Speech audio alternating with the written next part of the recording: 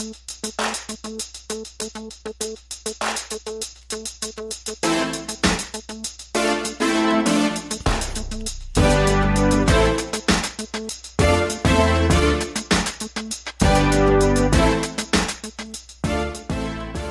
and welcome to the Black Entrepreneur Blueprint Show. I am your host, Jay Jones. Black Entrepreneur Blueprint was created specifically to educate and inspire Black entrepreneurs to launch, build, and grow successful businesses. Join us as we help build an economic power base in the Black community by promoting business ownership. If you are currently an entrepreneur or want to be an entrepreneur, we invite you to join us every week here at Black Entrepreneur Blueprint.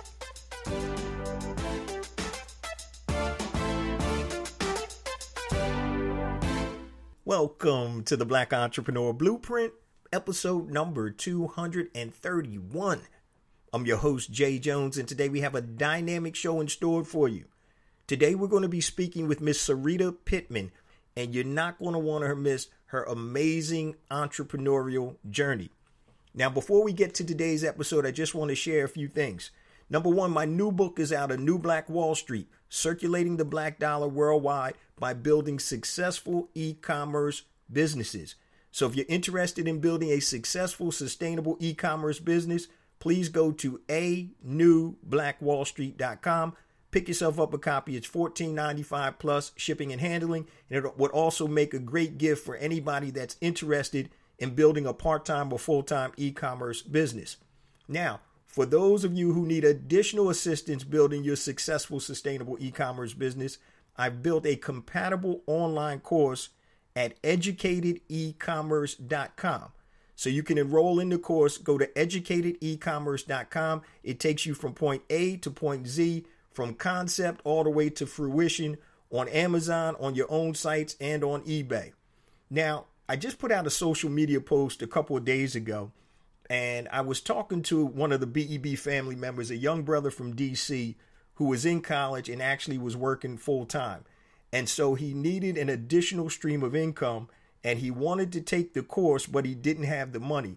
So what I did was I created a coupon code for him, and I gave it to him. Instead of the $497 investment, I saved him $300, and he was able to get into the course for $197. And after I did that, I said, you know what? I might as well do that for the rest of the BEB family. So if you were thinking about taking Educated E-Commerce, now is the time to do it. So if you go to educatedecommerce.com, you hit the $497 drop down to enroll. And once you get to the coupon portion, put in coupon SAVE300, SAVE 300, SAVE 300. And then when you check out, it'll be a $197 investment as opposed to $497. Now, this is good up until midnight, Tuesday, December 18th. So just go to educatedecommerce.com, hit the $497 drop down, and once you start enrolling in the course, it'll ask you for a coupon code. Coupon code is SAVE300, which will take $300 off the course, so your investment will be $197. Now, for all you Black product producers, I've created a platform, BeSmartByBlack.com. So if you want to connect with Black consumers worldwide, it's free. Put your products up on BeSmartByBlack.com. Also, for all you freelancers, I didn't forget about you. My other platform is Hire Black Freelancers, and this connects Black freelancers to Black consumers and businesses that are looking to hire Black freelancers worldwide. So go to Hire Black Freelancers with an S. Now, on to today's show. Today, family, we're going to be talking to Miss Sarita Pittman. She has an amazing story. She started her entrepreneurial journey when she was in middle school, and it's continued all the way to today. So stay tuned as we talk to Miss Sarita Pittman. And we are on the line with Miss Sarita Pittman. Sarita, how are you this morning? I am fantastic. Even better now that I'm on here with you. I like that. Sarita, you are the founder of, now make sure I'm saying this right. Is that Atiras International? Absolutely. You said it 100% correct. For my listeners who aren't familiar with you, give me a little bit of background about you, and then we're going to jump into your entrepreneurial journey. Who are you? Where are you from? and then we're going to jump into your entrepreneurial journey. I am Sarita Pittman, the founder of Atiras International Coaching Academy. I am a longtime entrepreneur. I'm a wife. I'm a mom. I hail from the beautiful city of Savannah, Georgia. And most importantly, I am an entrepreneur that loves to help other people win. I have started, not necessarily from the bottom, but I am here. I have a passion for people, purpose, profits, and processes. And I'm just excited to be able to bring the knowledge that I have and the lessons that I've learned. I tell people all the time, my mistakes are their lessons. So I'm just excited to be able to talk to your audience and create some synergistic kind of conversation today and just let people know that the entrepreneurial journey may not be easy, but it's so worth it. All right. We appreciate that intro. When we spoke off air yesterday, we talked about, did you start off as an employee and then go into entrepreneurship? And it's funny because most of my listeners seem to come from employee or transitioned from employee to entrepreneur. And you went straight at it. You didn't even waste time, huh? Tell us how not at all.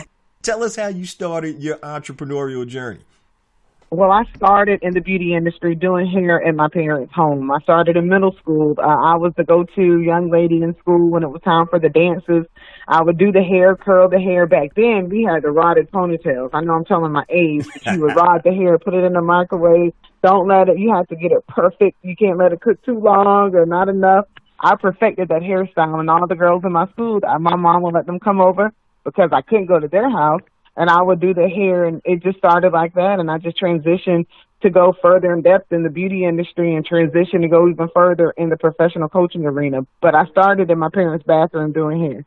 After you got out of high school, you started into your own full-time business right after high school? Absolutely. Actually, I had a full-time business in high school. I still was doing hair.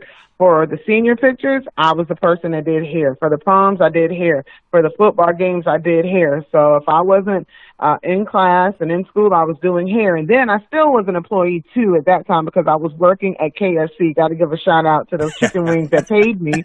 But, yeah, so I had a full-time job, believe it or not. After school, I was doing hair. You've been hustling for a long time. Absolutely. All right. So tell us about your first business. Obviously, it's the hair business. Then eventually you said you transitioned into coaching, correct? Yes. Okay. I was in the beauty industry for 20 years, though, and I incorporated coaching into my business model. Immediately after high school, at 17 years old, I went into the technical school colleges and learned nail technology and master cosmetology, which then led me to aesthetics and massage therapy, kinesiology studying, and eventually holistic healthcare.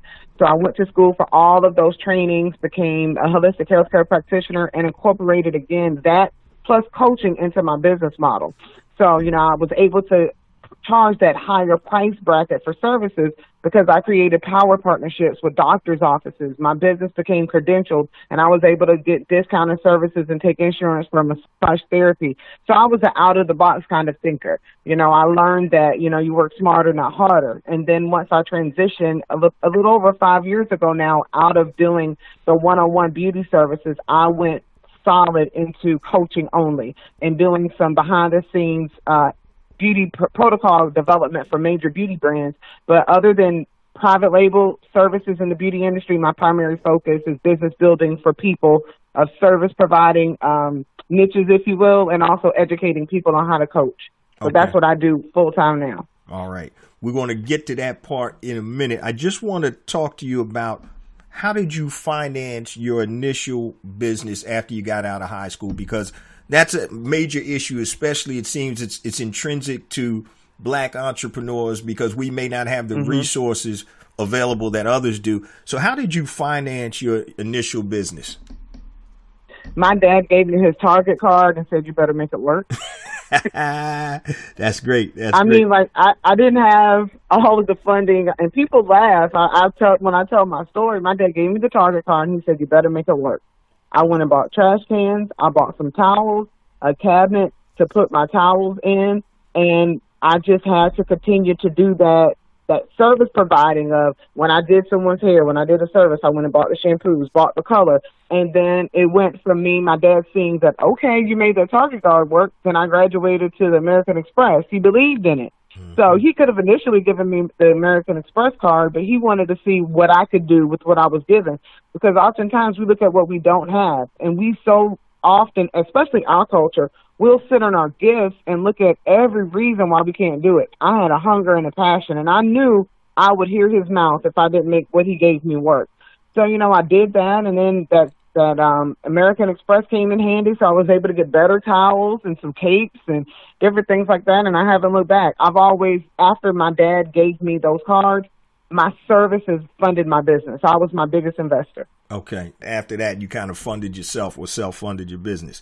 Now, absolutely. Is your dad, or do you have a history of entrepreneurship in your family? Because the support that your dad gave you, some people that I talk to in my coaching business, they don't have that type of support. Was your dad an entrepreneur, or he just saw your vision? He was not an entrepreneur. He grew up in the field of working on the railroad. He was a worker, like seriously. Went in the railroad business as an apprentice in his teens, and then when he retired, he was the director of safety for CSX. But my grandmother was an entrepreneur, and my mom was an entrepreneur. So essentially, I was the third generation of entrepreneurship in my home. But he saw that I was consistent from middle school, and I was still doing it after I graduated high school. And he said, okay, if you're this passionate without any support other than us letting you do it in the house, and then after I did it in the house, I started going to people's homes. And he said, no, I don't like that. I don't know whose house you're going to. So if you're this passionate, let's see how much further you can go if I invest in you. So if he saw my passion and drive, and that's what made him say, okay, yes. And sometimes we don't have that support, but believe it or not, people are looking to see how passionate you are. And if we aren't consistent and show our passion, we sometimes miss out on the opportunity to have that person to invest in us. So, I'm grateful that I am the third generation entrepreneur in my family, but my dad saw my hustle, if you will, and saw my passion and my work ethic. Yeah, that's a blessing to have that support. And sometime as an entrepreneur, we'll have pushback even from our immediate family. It could be a spouse. It could be brothers or sisters. Are like, oh, what are you doing? You left a great job. Why are you doing this? And they just don't understand. And you mentioned the passion. And so if you're passionate about something and you're consistent, I was talking to a young lady the other day that's interested in creating a podcast. And I said, one of the biggest things is consistency. I said, for 4.5 years, every Monday morning, 5 a.m. Eastern Standard Time, you're going to get a new Black Entrepreneur Blueprint podcast. And I've never missed a podcast on a Monday. So it's consistency, and your dad saw that in you and that drive. And if you've been doing it since you were in middle school, hey, there was no doubt about it that you were serious. Absolutely. Did you have fun in middle school and high school? You do anything else besides work? Believe it or not, I grew up in a home that we went to church, we went home, and we went to school. So, a lot of times, a lot of the other kids in school could go to parties and everything. And this is my alibi for not being able to go to parties, was I had to work. So it was like a coping mechanism for me, honestly, because I couldn't go to the parties and other things that people could go to just because my parents were like, no, I don't know them and things like that. And they could come to my house. So my thought process, even at that point, is if you come in here, let me do your hair. Right. So I can have some fun, make some money, and then not feel bad about not being able to go do what all the other kids could do. So that was really my coping mechanism. I had fun doing the hair. There you go. You made lemonade out of lemons, as you would say, huh? Absolutely. All right, great. Now, I wanted to ask you how or what made you transition from the beauty industry into the coaching space. And I know you said they were integrated, and what made you make that final break? And if you can just tell us how that happened. Well, my health majority is the reason that caused me to pivot. A little over 5 years ago now, I was 7.5 months pregnant. My doctor had told me you need to really slow down. My stress level was extremely high. And essentially, she told me you need to stop. And I was like, really? And I didn't realize my stress level was high because I was just handling my business. And she was like, you've been doing it for so long that what you're accustomed to is normal, but your stress level is extremely high. And my husband and I have been told that I was not going to be able to have children. So the fact that I was pregnant, I had this amazing business that I had built, this beauty empire, and things were just starting to push me to go left, and I was steady trying to go right. And then when I was told that you need to stop, it just caused me to pivot. And I had already been feeling that in my belly, or my spirit, if you will, my intuition. And it was really time for me to transition, because all of my services essentially were coaching services coupled with the beauty service, coupled with the aesthetic service, the massage service. It was that. So it was easier for me to transition and pivot into doing coaching full time. I still kept my clients. My beauty clients are still my coaching clients. I still help them connect. I'm connected to them. So it was that caused me to have that major pivot and shift in my business. Okay. Are your coaching clients, were they shop owners, or who were actually your clients at the time? My clients were doctors, lawyers, accountants, teachers, educators, entrepreneurs, business owners. What else? That's pretty much it. Okay. Other beauty professionals, and that's what the bulk of my clients were when I was doing hair, and that is what I attract. Don't know why. They say seeds reproduce after their own kind, so that personality and my energy and my vibe just attracts that kind of tribe. What motivates you to get up and do what you do every day? Because I know it sounds like you're on fire right here. So what makes you get up and do that every day? I know what it feels like to struggle in business and not have anyone that you are comfortable with asking the question. My grandmother was an entrepreneur all of my life that I've known her. She's deceased now, and I saw her establish an enormous amount of wealth. But when she died, she didn't have any of that. And in that lesson, with me growing up and watching her, I said, I don't want to be the one to acquire it and not be able to maintain it. And so oftentimes as service providers, especially in our community, we know how to do a thing because we are the thing that we do, but the sustainability of it, having the systems in place, understanding how to build generational wealth and become a wealth distributor in your community, a lot of us don't know that. And it's not our fault. You know, a lot of other people got hundreds of years of head start on us, so it's not our fault. But at the same time, I know what that feels like and to see it. And I have a passion for maintaining it, being able to duplicate myself and be able to leave something behind that's sustainable, build a business that's sellable, because even though I transitioned out of the beauty industry, I sold my business. It didn't take a loss. So I have a passion for seeing other people do it, because I know, like we say, a lot of times the struggle is real. It really is. So helping others is what drives me and what motivates me. It seems like you were passionate about your business, what you were in the beauty industry, and you always get the question, and I'm sure you get it too in your coaching business, and we're going to transition into that in a second. But do people always ask you, should you follow your passion or should you go after the money? Do you get that question? Absolutely. And I think they're synonymous. The terms are like, there may not be identical twins, but they're fraternal twins at least, because my passion is always produce profit, you know? That's right. So, you know, and this is my thing. I tell people all the time, you have to do what's right for you. In real life terms and business, I've been passionate, but it was points in my business building career that I had to get another job. So sometimes we don't understand that there's a process to this thing called success. I didn't wake up like this. You know, some songwriters say they did. That's not my testimony. Mm-hmm. But I had a second job and in working 12, 13, 14, sometimes 18 and 20 hours a day, so I can be able to then streamline my processes and not have to do that. So, you know, when people ask me that question, I say, where are you in your business? Where are you in your bank account? If what you're doing right now isn't as profitable as you want it to be, it's okay to have something else that's going to generate some income. Do what you have to do so then you can do what you want to do. You know, we have to live in the real world. I don't know about you. I'm sure you can attest to the same thing. Every day was not a super, super great day on the profit margin. But now that we know better, we do better. That's right. And we're going to get into that, too. Tell us, Sarita, what you're actually doing now with your coaching business and who are your ideal clients or customers? Right now, my primary focus is to educate professionals, people in the corporate arena, service providers, people that are passionate about taking their business to the next level, passionate about serving people, passionate about increasing their profit and learning how to create multiple streams of income based off their skill set. That's who I connect with. That's who I have a passion for, because it's really true. You can work smarter and not harder. And we need to have multiple streams of income. So that's what I do, and I do that via my 8-week coaching certification program. Our program, you come through, you learn how to incorporate coaching into your current business model. So no matter what you're doing, if you're an expert in your field, coaching could be a solid stream of sustainable income for you. So you come through our program, you're accredited. Once you graduate, you'll be a board-certified professional coach.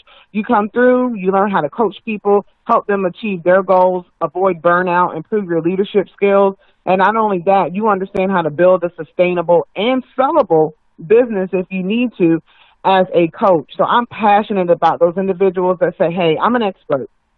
Let me profit from my expertise and create another stream of income while I'm serving my community, while I'm helping other people get to their best level. So that's my niche. That's what I do, and I love doing it. Great. And I'm good at it, too. I had to throw that out there. I am an expert at doing that. You know, I had to do a self-plug. No shame. No shame. No, that's it. You got to do it. Give me an example of, and I'm sure you have tons of them, of a client that came to you. What was the issue, and how did you help them resolve that issue? Almost like a brief case study, if you don't mind. This way, the BEB family will get a broader idea of what you actually do and how you can help people. Well, one thing, a lot of customers come to me and say, I'm burned out, and I want to make more money, but there's no more of me to give. And I can relate to that totally. So what I do, this is like a repeat case, so I just wash and rinse and just help people over and over again. But I show people how to turn what they're doing now into a passive stream of income for them. So then they can relax. And with the relaxing part, a lot of us are afraid to relax a little bit because we are in survival mode. You know that, if we relax a little bit, hold on, I'm going to be off my game and not going to make money. But if you can create a stream of income that's passive in your business model, that will alleviate some of that stress, and you'll be surprised the creativity level that will increase within you. Because when you're thinking about money all the time, your creativity is getting choked out. So that's what I teach people, to help have that passive stream of income, and then that passive stream turns into another stream and turns into another stream, and then the light bulbs start going off. They get more creativity and they feel free, and then they understand that they can create their own personal economy. So that's my brief case study, if you will. You hit it on the head. There's been times when going through my business, I've owned over 17 different businesses throughout my career. And sometimes, like you said, they're up, sometimes they're down. But I find that it's very hard to think when you're worrying about making sure that your lights are going to stay on. That focus that you have sometimes gets taken away because you're worrying about, man, I don't know if I have the money to take care of my basic necessities. And I'm all for that passive income stream that's going to alleviate that. I talked to my pastor one day and I asked him, I said, why do you think people don't do what they're actually designed or put here to do?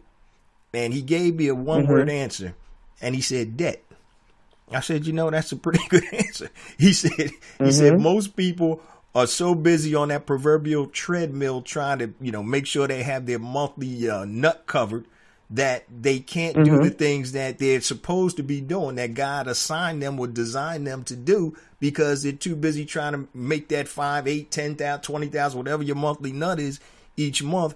And you're too busy doing that as opposed to focusing, if you didn't have a lot of debt, or if you were debt free, where you can do what you were supposed to do. So no, I understand that. That stress of money, it does not help your cognitive, your thought process, because there were times where I couldn't even think about, I knew I needed to do this, but it was hard for me to just to press forward and go through.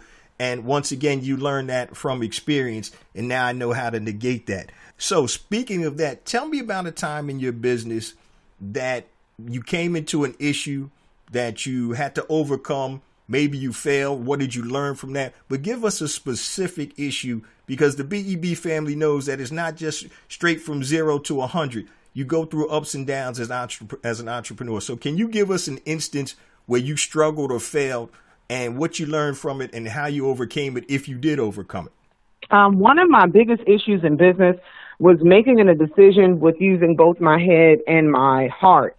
I have a giving heart. I'm really kind. I want to see people win. And all the times I did not do what was best for my business. And I learned over the years that when you make a decision, you have to bring your head and your heart to the table. And people will prey on your emotions. And I had to learn that I'm not being mean because I'm making a business decision. I will feel guilty if I made a decision and it wasn't best for everybody at the table, but it was best for business. And when I was okay with being able to overcome that, oh, I'm going to hurt their feelings. Oh, what if? Because at the end of the day, I would oftentimes see myself holding the short end of the stick. And I said, you know what? There's nothing wrong with making a decision that's best for business.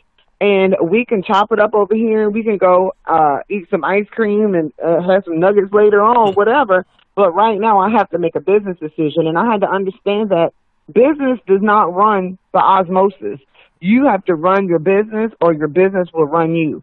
And I had to grow up and improve my business IQ and say, you know what? I'm smarter than this. If I'm smarter than this, why aren't I farther than this? And it was based on my decision, my lack of confidence in myself to make a decision that wasn't always good for the masses, but it was good for my bottom line, my business practices and procedures, and the culture of my business. So once I was okay with that, my life changed. And I was okay, and I didn't feel like a bully anymore. I was like, you know, I have to do it. And it was okay. And when you change that, people respect you. Either if they don't respect you in your face, behind your back, they will at least respect you to your face because you're like, nah, I can't even try that with her or him. So that was my biggest hurdle in business. And once like I said, I overcame that, and being married to my husband, who's a car dealer, that definitely helped me improve my business confidence and IQ. So just being able to make those decisions, those real tough decisions, and be confident in my choices. Was there a specific incident that, because you sound like you're talking about something that was passionate or that touched you, was there a specific incident that highlighted that? Or is it just an overall feeling that you have, the reason that you answered that way? Well, I remember having to build a team. I know people have great intentions, but their skill set wasn't there. Gotcha. So oftentimes I would bring people in and I would say, oh, I can train them. They're so sweet. They're good. And you need to have people that's loyal on your team, because one person's 100% is 20% to someone else. But I had to say, okay, these people are good, but are they skilled? So that decision right there was tough, because I was like, oh, they need it, but they didn't come with the skill level that I needed, or they didn't have the understanding and the wherewithal to do it. So I had to be okay with not just looking for a person that had a good heart. Do they have a good heart, and are they skilled? So that was one of the biggest things that I had to, because you want to help everybody, but then sometimes in the helping part, you hinder yourself. And I know that personally, and it can get tough. When I owned my mortgage business, one of my business partners, who's like my brother, we had another friend who had been going through some hard times, and he needed employment. So we were like, okay, why don't you train to be a loan officer? And I told my partner, I'm like, look, bruh, I said, don't ever hire somebody that you can't fire. Right? I know it's personal. We all are like brothers. I said, but business is business. Long story short, started off well, didn't end too well. And I sat him down. My buddy that hired him was like, man, I can't fire dude. I'm like, well, tell my boy to come on in. We all been friends for 20 years. And I'm like, look, bro, I said, now, if you were me, would you fire yourself? And he was like, yeah. And I said, well, there we go. All right, we still buddies, but we can't do business together, because if I treat you differently, then what are the other employees going to say? Because I can't show favoritism, even though we've been friends for 20 years. And it just didn't work out. And that was a hard lesson that I knew from the beginning. But my business partner, he just didn't get it at first. I'm like, dude, don't hire anybody that you can't fire. I don't care if it's your mom, your cousin, or whatever, because we do want to help. We have that helping nature.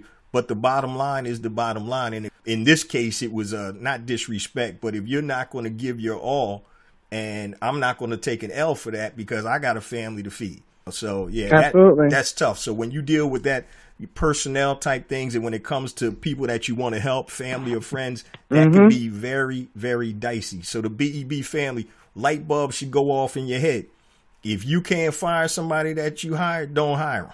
All right? Absolutely. Because they can drag it'll bleed over into other areas. I mean, I was just like, okay, I got to do this, because you don't want to hurt anybody, but at the same time, you realize, wait a minute, are you thinking about me the way I'm thinking about you? Not at all. The dude would be gone from work 2-3 days. I'm worried about it as a brother. Yo, you okay? We don't hear from him. Come back to work disheveled. And I'm like, Come on, man. If it was anybody else, you would have been gone. I gave you a little bit more leeway because I've known you for so long, but it just got to the point where now you're jeopardizing the team and the morale and the leadership. And I said, that can't happen. So that's a tough thing. So make sure, BEB family, anybody that you hire that you're able to fire, because sometimes it gets like that. So absolutely. Now you had mentioned something that stuck out to me, that when you transitioned, you actually sold your other part of your business, the beauty aspect of your business. Now, do you have an exit strategy for your coaching business? Absolutely. And that's what I teach. I teach people that you need, and I learned it from my grandmother talking about raising children. Don't raise your child in a way that somebody besides you will love them. And I teach people to do that for their businesses. Grow your business in a way that somebody besides you can run it, somebody besides you can own it, somebody besides you loves it.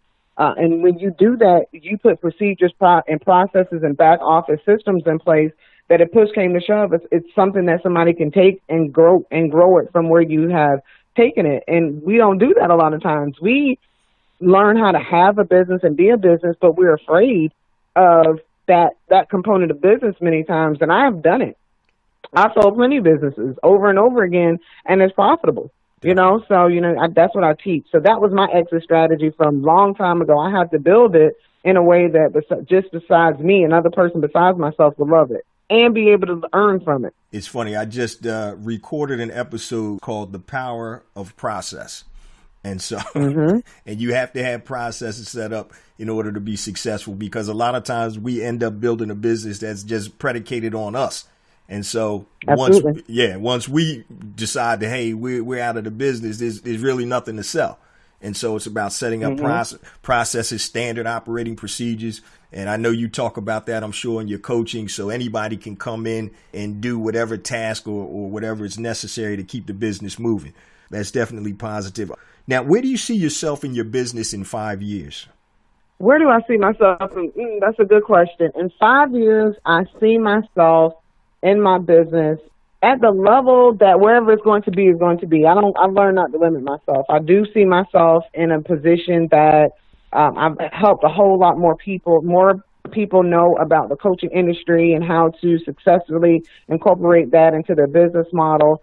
I see myself healthier and leaner in my business. But I really just see myself enjoying the process of being a business owner. For so many years of my business building, I was just on that building side. And now that I'm much wiser and much more resourceful and understand the processes and partnering with technology, I see myself enjoying entrepreneurship in a way that I didn't in my earlier days of business. Now, do you have virtual assistants or do you have full-time employees? How's your business set up? I have both. Okay. It depends on the task. I just believe in delegation, but I delegate things that I cannot do or weigh me down. So my skill set is vast because growing up in the industry, I didn't have the money to pay everything. So I would sit down and learn. I would learn a skill. I would learn how to create something that I needed.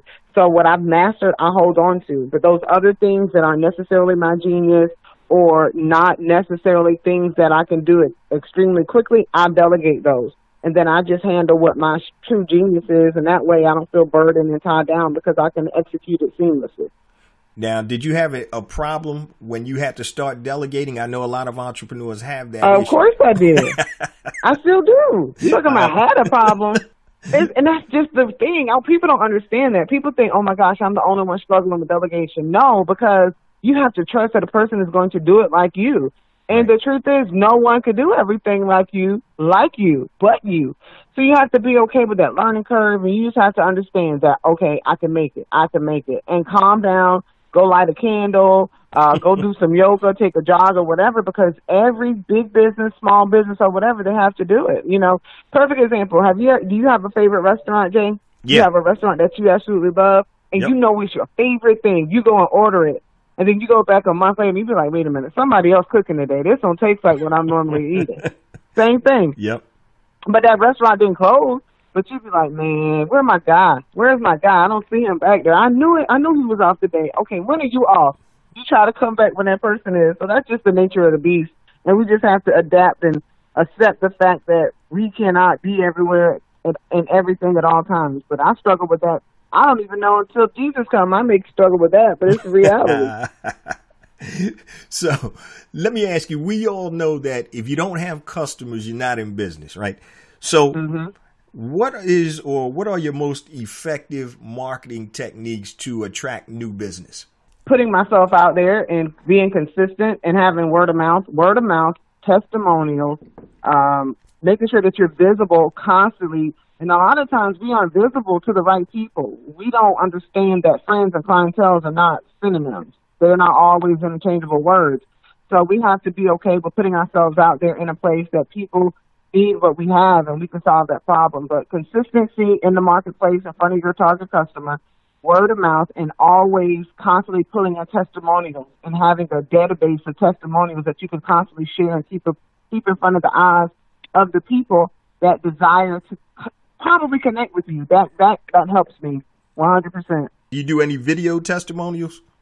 I do from time to time. That's not my biggest thing. I'm probably going to adopt that a little bit more in 2019. But I have a large amount of video testimonials, but majority of them are written. But a testimonial is a testimony, and the good thing, the way I structure my business is, the people that volunteer to do my testimonials, they can be contacted. So it's not like it's a paid, testimonial. Now, when somebody comes into your coaching program, are they working specifically with you, or do you have any of your employees working with them also, or is it just your interaction per se? It depends on what program they're in. We have a few different programs. So if you are in a leadership program, you're going to work with me and you're going to work with some of my other facilitators. If you are in the Christian side of the business building coaching arena, you're going to work with myself plus another instructor who's well-versed in in theology and has major church campuses all around the nation. And then outside of that, you're going to interact with people that you come through the program with, because we have an income earning component of our program too, that you get paid as being a connector to our program. We even have a Maserati car club. So, we have various components of my business model. So at various times, depending on the course that you're selecting, majority of the touch points come from me though. Okay. It's funny because a lot of the Black Entrepreneur Blueprint family members, when we have guests on, they want to be able to connect and say, hey, I heard such and such on the show. Can I reach out to Sarita? And is she going to connect with me? And I'm like, yeah, of course. I said, that's why we bring people on like that, because we definitely support everybody that comes on to the BEB platform. And Sarita, before we close out, how can our listeners contact you? Give me all your social media handles and everything like that. Then we have a couple more questions. But how can our BEB listeners contact you or get in touch with you for your services? Awesome. If you want to come through our program, you can go to Get Coached Up. That's GetCoachedUp.com. That's definitely how you can connect to come through the program and become a certified coach yourself. So in turn, you can do what I'm doing and do what you're doing as a profession. Then secondly, if you want to connect with me on a personal one-on-one basis, you can go to SaritaPittman.com. That's Sarita Pittman with two keys, Pittman.com, and connect with me via that website. You can also follow me on social media at Get Coached Up Now. You can go to Instagram and go to Get Coached Up Society, look up Atiras International on Instagram, and just follow us and connect us. And you can actually go, if you want to get some tips, business tips on a consistent basis, you can sign up for the newsletter at getcoachedup.com as well. Sometimes, you have to keep feeling something and seeing if it's really edifying you and growing you before you want to make the next step. So connecting with me through a newsletter and getting those business tips will be essential for your growth, and it will help us, too, to stay connected. Okay, cool. We appreciate that. Now, is there anything else you'd like to add before I ask the final question? Well, I just really want people to understand that coaching does not have to be this thing that you believe that you have to have a ton of customers to make it. A lot of times we look at people that fill up stadiums and we say, oh, I'm not them. I don't have that following. I don't have that influence. That's not true. We oftentimes equate our success and compare our success to someone else's. You can profit right where you are. I teach all of my students, all of my graduates, all of my clients that everyone on this earth was born with a built-in wealthy place. When you learn how to tap into that, you never, ever are in lack. So that's what I want people to walk away with, understanding that I am a professional coaching expert. You can contact me if you really want to take your coaching business to the next level and make passive streams of income. Connect with me. But I'm excited. I'm just excited. That's another thing I want people to know. I'm still passionate. I'm just as passionate as that little girl in middle school doing hair. That's how passionate. My passion has not died at all. I can hear that, and that's important. All right, Sarita, you ready for this $64,000 question, this last question? I'm scared. If it's going to make me a $64,000 deposit, let me know. Let me know I got your answer. I bet not answer that. But, all right. If you had the opportunity to talk to one person, living or dead, who would it be and why? It would be my grandmother. Tell us why. And you trying to make me cry at the end of the podcast? You trying to make me cry? This ain't Oprah. I ain't trying to get no tears from you. It's a setup. You trying to set me up. You trying to set me up for your community to see the coach, the lady wealth builder, is crying on the air. But I would speak to my grandmother and talk to her and let her know that her labor was not in vain. That even though that her life did not end the way that I'm sure she desired it to, that it wasn't in vain. And it didn't matter what I saw her with or didn't see her with. She still was my grandma, and I loved her and appreciated everything she ever did for me, even when I was at my lowest, because I suffered from eczema and psoriasis so bad that I couldn't even wear shoes for 3 years. Wow. But my grandmother would get me as a little girl, and she would put a bowl of water and peroxide and soap and get a soft bristle toothbrush and clean my feet, because I couldn't stand up in the shower or in the tub. So those are the moments that I just say thank you, because if it had not been for her and my parents, I wouldn't be where I am today at all. So just to say thank you and everything that she ever did, that's more valuable to me than not being able to leave me riches and vehicles and land and all of those things. Those things molded me and helped me become the person I am today. Definitely. That's a great answer. That's relationships. It's love. Unconditional love right there. Well, Sarita, we first and foremost appreciate you for sharing your time and your expertise with the Black Entrepreneur Blueprint family. BEB family, please, you know how we do it. If you need to get connected with Sarita, please follow her and getcoachedup.com or SaritaPittman.com. So, yes, sir. Yeah, we appreciate you. And anything that you have coming out new, if you have courses or anything else, please let us know, because we definitely want to bring you back on. And sometimes we bring people back on just to see what the progress has been. So when we bring you back on next time, I don't know, you might take over the world by then. I don't know. So, all kinds of things. Hey, long as you coming with us, you got these $64,000 questions. We can do it together. We don't have to do it individually. I tell people it takes a village for my vision. It really does. That's what I'm talking about. That community working together always. Absolutely. So, Sarita, thank you so much for sharing your time. And let's definitely stay connected off of the air. And we look forward to seeing your progress as you continue to flourish, like I'm sure you will. Thank you so much. And it's my honor and privilege. And I'm humbled that you would even share your community with me. I don't take it for granted. And I appreciate you so very much. Thank you again. Thank you so much. I appreciate you, too. That was Miss Sarita Pittman, founder of Atiras International Coaching Academy. And I just want to give a few takeaways about today's episode. Sarita was consistent. And anytime you're trying to build a successful business, you need to be consistent. Consistent with your hours. Consistent of doing what you say you're going to do. So you need to be consistent. And ever since she was in middle school, she had been consistent with her business. Now, she was so consistent that her father, who was not an entrepreneur, decided to invest in her because she showed that consistency. And a lot of times we wonder why businesses fail, because we're not consistent. We may not be open when we say we're open. We may not do the things that, we say we do. And I understand things happen, but you definitely want to be consistent. The other big takeaway that I got from today's interview was her passion. You could hear how passionate Sarita was about her business. And the reason was she solved the puzzle. She actually is living within her genius, the intersection between your passion and your talent, and she's monetizing it. If you really think about it, family, we get jobs to pay bills, and then we try to do or work on our passions and our talents on the side. But that's backwards. Really, if we learn how to monetize our genius, which is an intersection of our passion and our talents, then you be having interviews like this with Sarita, where you could feel the passion in the interview. So that's really the big puzzle that everybody is trying to put together, and everybody's puzzle is different. So once again, being consistent and being passionate. And I'm telling you, once you start living within your genius, there's nothing like it. And I say it all the time, but I'm being 100 with y'all. There's nothing like it. So try to get to that point. The intersection between your passion and your talents is called your genius. And then you need to learn how to monetize that. Now, before we close out today, family, I just want to say thank you again, as I do each and every week.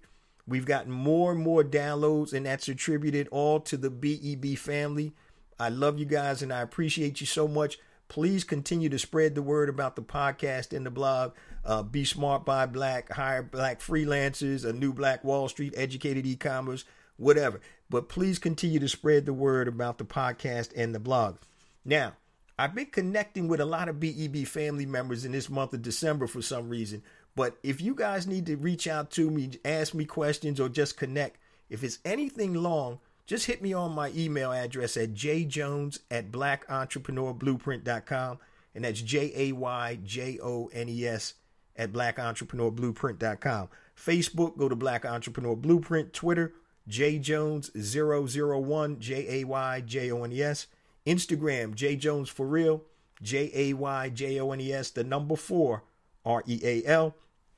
And YouTube. I'm about to be doing a lot more on YouTube. I have different content that comes out on YouTube, and it's going to be a whole lot of different content coming in 2019. So go to YouTube and please subscribe to my channel.